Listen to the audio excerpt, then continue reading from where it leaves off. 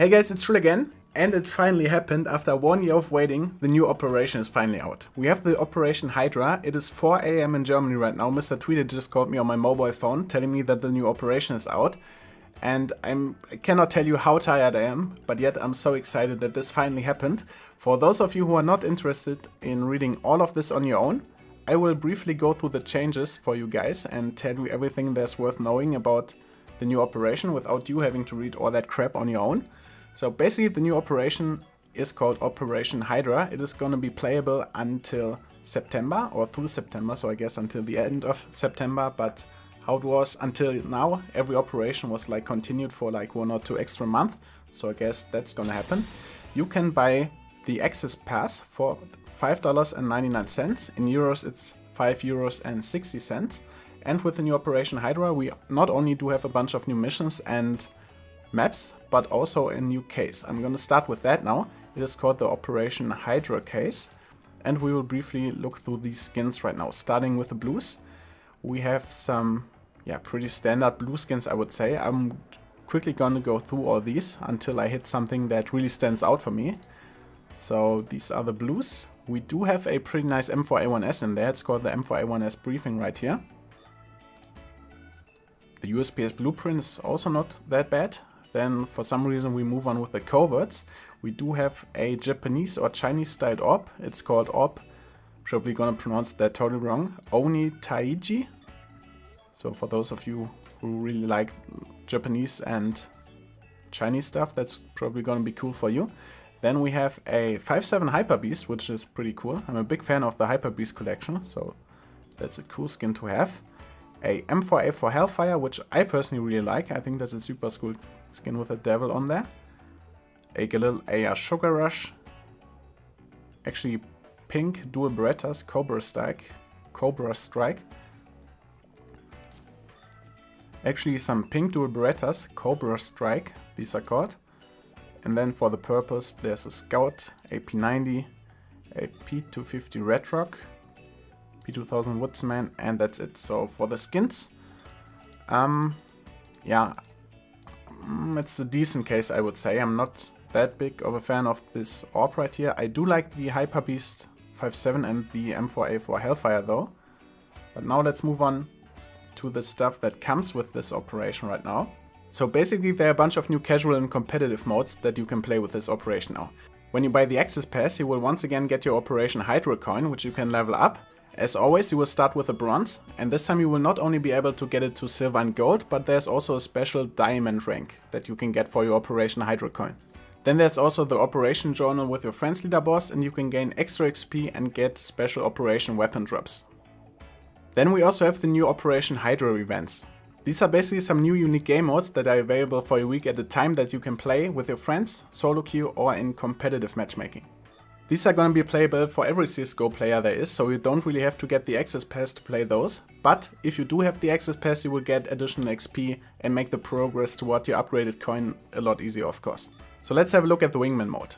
The description simply says, put your friendship on the line in a quick 2 vs 2 best of 16 match on CSGO single bombsite maps.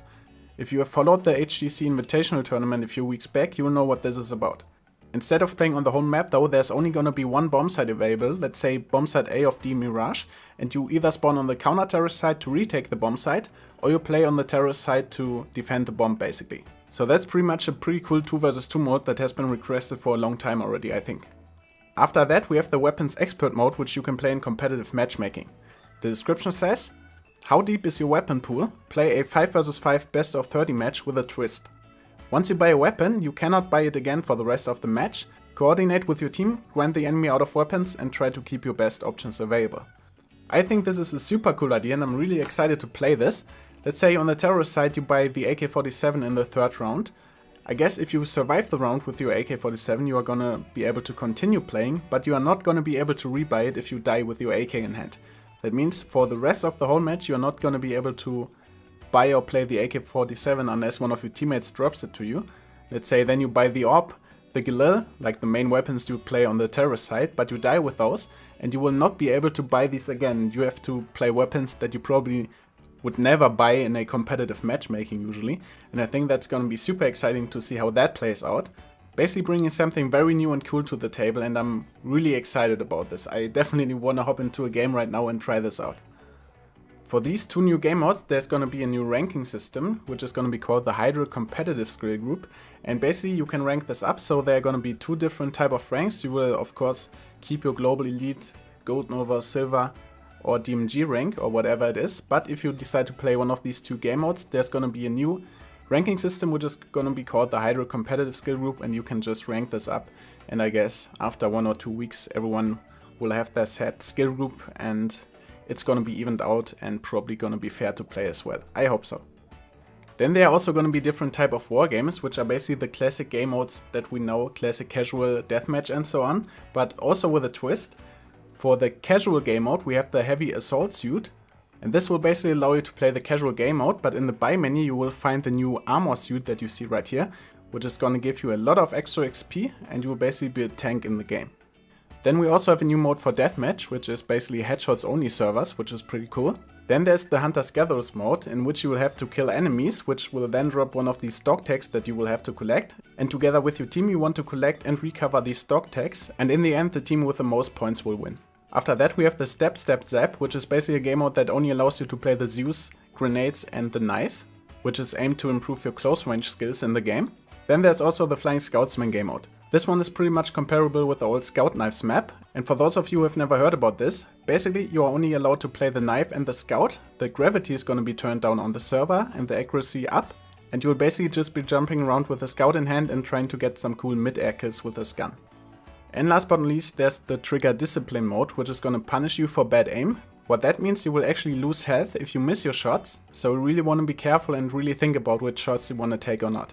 I think this is going to be a super fun game mode as well, because you can play with your enemies and make them waste all their bullets, which is going to cost them a lot of health, and after that you can simply finish them with a grenade or a simple body shot. And of course, for all of you who are not really interested in all these new game modes, we also have the new operation maps, 3 of which we've already seen in prior operations. There's CS Agency, DE Blackout, CS Insurgent, and then there are the new maps Austria, Light, Shipped and Thul.